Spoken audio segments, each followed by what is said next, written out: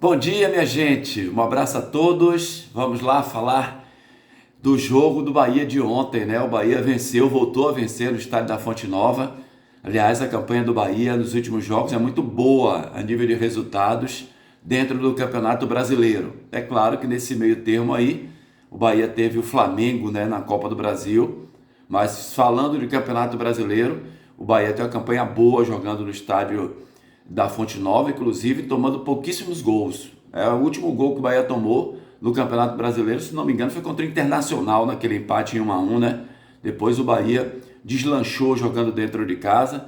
O Bahia teve aquele problema lá naquela oportunidade contra Cuiabá e contra Corinthians, mas a campanha do Bahia, né, com quase 80% de aproveitamento jogando dentro de casa, então é realmente uma campanha muito boa. O Bahia tem duas partes para você analisar a situação do Bahia. É muito complicado com o torcedor é passional, né? O torcedor, ele tem aqueles mais rigorosos, tem aqueles que cobram muito mais, e tem um torcedor comum, aquele que quer ganhar, aquele que quer fazer gozação com o adversário quando perde. Então, assim, o jogo de ontem, por exemplo, é complicado, é difícil de você avaliar, né? Apesar de ontem à noite a gente acompanhou o torcedor meio chateado, né, com o rendimento, feliz porque ganhou a partida, venceu por 1-0, mas quando o torcedor olha o que foi investido no Bahia esse ano com a SAF do Grupo City, né, com aquilo que o Bahia apresentou no primeiro turno e deu a entender de que o Bahia poderia fazer, e encantou, né, o Brasil jogando no primeiro turno. Muitos diziam que o Bahia tinha o melhor meio de campo do Campeonato Brasileiro, de que o Bahia fazia gosto ver o Bahia jogar, que o Bahia era um time que criava muito, né? Tocava, começava ali no setor defensivo tocando a bola, com todo mundo participando. Aí vinha o Caio Alexandre receber a bola, e aí trabalhava com o Jean Lucas, com o Everton Ribeiro, com o Cauli. Aí chegava no Tassiano, Everaldo, e o Bahia estava lá concluindo, finalizando. Teve jogos que o Bahia teve quase 30 finalizações nessa temporada. Então foi um Bahia que encantou o mundo esportivo, né, ou o Brasil esportivo. Só que essa coisa foi ficando muito previsível e o adversário foi estudando o Bahia e sentiu que o Bahia não era para ser marcado lá atrás na sua área, na área, né, do adversário, no caso, esperar o Bahia lá. O certo era marcar o Bahia no meio de campo, que era onde o Bahia produzia, principalmente na saída de bola, com o Caio Alexandre. E aí os adversários foram se acostumando a fazer isso, foram analisando, vendo os times marcando por ali, e aí o Bahia ficou sem o seu plano B. E o Rogério, me parece que ele tem a convicção dele, daquele mesmo sistema, daquele mesmo time, e ele falou ontem na entrevista coletiva mais uma vez, e não está errado, todo time tem seu modo de jogar, tem seu jeito de jogar. Aí eu dei o exemplo mais uma vez, gente, às vezes eu falo assim, no exemplo do Flamengo, porque é o time que tem o melhor elenco do sul-americano. O Flamengo, porque praticamente todo mundo vê. O Flamengo, porque está na mídia. Porque quase todos os jogos do Flamengo passam, inclusive em TV aberta. Aí você vê o Flamengo do Tite, que foi demitido hoje, viu? Tite não é mais técnico do Flamengo. Aí você vê o Flamengo jogando, né? É um time que não tem padrão com o Tite, essa é a minha opinião. O Flamengo é um bando em campo, mas tem os jogadores que, por exemplo, o Gerson, estava assistindo o jogo do Flamengo ontem.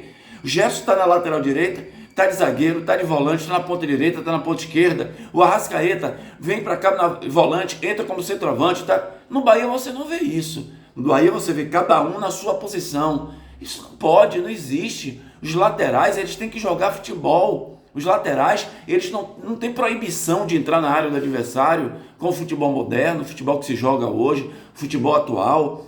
Porque você joga com o time compactado, e quando você ataca, para atacar com mais gente, depende da possibilidade que se encontra naquele momento.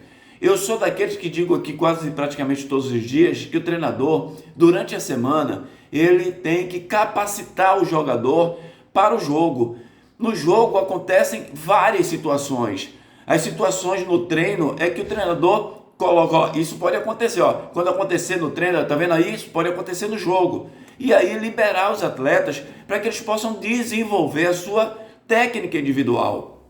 Não é isso? Você tem o coletivo e tem a técnica individual de cada jogador. Então não custa o Arias fechar, entrar na área do adversário. O Juba, ontem mais uma vez, o Juba mostrou, ele é um cara construtor. O Juba, quando aparece para jogar do meio de campo para frente, acontece coisas boas a nível de ataque. E tem que liberar o jogador para fazer isso. Então, mais uma vez, ontem o Bahia ganhou o jogo com o gol de Cauli, numa jogada que a gente estava vendo ali. Eu cheguei a falar, estava comentando ao jogo do Bahia e dizendo que ali o jogo estava a cara do Ademir, né? Porque aquele buraco que tinha ali, o Hermes, lateral esquerdo da equipe do Criciúma, dava muito espaço. E eu disse assim, o Bahia tem que fazer alguma jogada de linha de fundo, alguma jogada individual. E o Arias fez, driblando o lateral da equipe do Criciúma, cruzando para trás, e Cauli chutou. A bola bate ainda no gramado, o goleiro ficou sem ação e o Bahia venceu com aquele gol. O Bahia ontem teve até mais oportunidade do que em outros jogos? Teve sim, não vamos negar isso. Mas ainda assim foi um time insosso dentro de campo, sabe? Aquele time amarrado, um time que não consegue motivar o torcedor nas arquibancadas, né? Muitos erros de tomada de decisão. Ontem, por exemplo, no segundo tempo, o Bahia poderia matar o jogo. Teve 3 ou 4 vezes numa superioridade numérica no contra-ataque, no 4 contra 3, no 3 contra 2, e o Bahia não soube definir. Antes disso, quando ainda estava 11 contra 11, no caso dos que iniciaram a partida, o Bahia chega até a intermediária, quando chega bem até a intermediária. Tem alguns jogos que o Bahia consegue chegar bem até a intermediária, onde ficam ali Tassiano e Cauli, mas a partir dali existe a dificuldade. Essa dificuldade vem muito também porque os laterais, naquele momento, que eles podem abrir o sistema defensivo adversário, eles não aparecem bem nas linhas laterais ou fechando uma diagonal para dentro da área. Isso tudo atrapalha e dificulta a marcação do adversário. Mas se você fica previsível, se você fica no lugar, se você não faz uma inversão de posicionamento com o seu companheiro, ali os zagueiros ficam onde eles estão, os homens de marcação do meio de campo, e aí fica fácil para eles e dificulta. Então o Bahia ontem venceu o jogo, foi bom, claro. O Bahia está na 6ª posição, o Bahia está 2 pontos atrás do São Paulo. Se o Bahia vencer o próximo jogo e o São Paulo perder, o Bahia pode ir para a 5ª posição. Não vejo o Bahia entre os 3 primeiros de jeito nenhum, até porque o terceiro colocado é o Fortaleza, né? A Fortaleza já está com 55 pontos, o Bahia está com 45. Está tranquilo o Bahia, que a posição de 45 pontos é uma posição que não tem queda. Não é porque a gente imaginou que o Bahia pudesse cair de maneira nenhuma esse ano. A briga do Bahia realmente é por uma Libertadores e nunca deixamos de falar isso. Mas é claro que é difícil também, faltam 10 jogos de você pensar em melhorias do Bahia para esse ano, mas acho ainda que o Rogério ainda tem tempo de fazer algum tipo de modificação tática no time,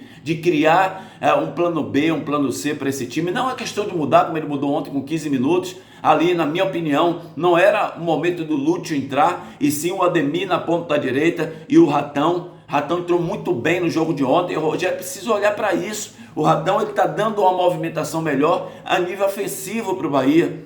Tem voltado no meio de campo, tem pegado essa bola e partido para cima do adversário. Então o Rogério precisa analisar outro sistema, né, fora desse cercadozinho dele, que realmente tem irritado alguns torcedores. Venceu. É bom, o torcedor está feliz, é claro, principalmente com essa coisa do maior rival, Vitória, ter perdido o jogo também, mas é um alerta, né? Porque ainda tem 10 jogos pela frente. Se o Bahia quer realmente buscar essa Libertadores da América, precisa criar algo novo para dificultar a marcação do adversário. O Bahia precisa marcar mais o adversário quando vem para cima do Bahia também, e o Criciúma teve algumas oportunidades, principalmente no início do primeiro tempo e no início do segundo tempo. No início do segundo tempo teve 2 grandes oportunidades, 2 minutos de jogo, já tinha 2 grandes oportunidades do Criciúma, porque o Bahia precisa marcar mais próximo, não pode ficar marcando com o olho. Então são alguns detalhes que nós vimos ontem no jogo do Bahia, tá bom? Grande abraço a todos, uma ótima semana, finalizando aí o mês de setembro, né? Amanhã já estaremos em outubro. Grande abraço, que seja de felicidade e de paz.